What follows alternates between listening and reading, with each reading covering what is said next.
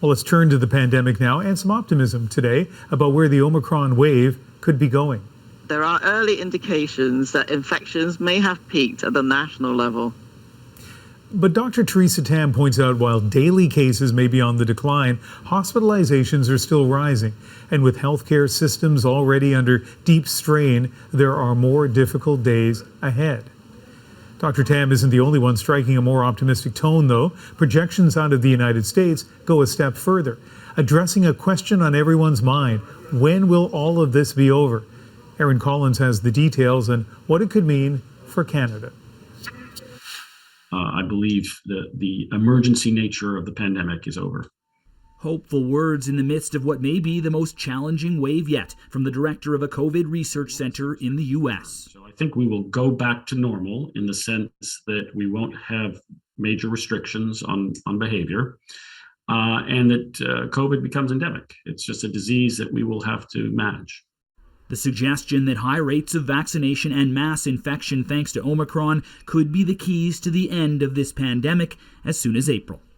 In his commentary in the medical journal The Lancet, he wrote, COVID-19 will continue, but the end of the pandemic is near. Canadian officials less certain, but still hopeful. And we need to prepare for any potential unusual variants that might come along.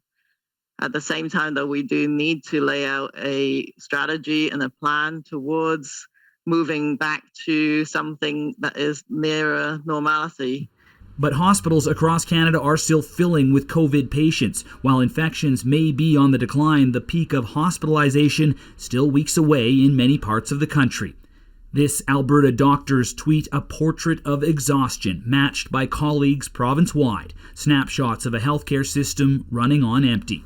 Alberta bracing for record numbers of COVID patients, readying field hospitals and deploying hundreds of nursing students. Frontline healthcare workers struggling to hang on. Burnout is at a very high level. The system is severely strained, and it's been like that now for 2 years, right? So we're hoping that at some point this ends and we can actually work on maybe improving the system. Next door in BC, COVID hospitalizations are sky high too, but provincial officials say there are signs they may be past the peak of infections.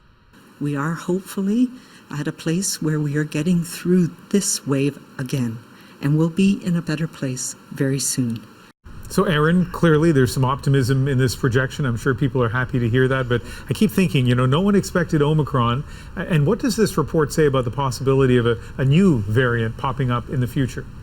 Well, it says that they're coming, Ian, and that they could be more severe than Omicron, but they're hoping that the combination of vaccines, people who've already had COVID, so have some immunity there, and new antiviral drugs that are being released around the world now should be enough to keep those future variants contained. Hopeful is a nice word to hear. Thank you. You bet.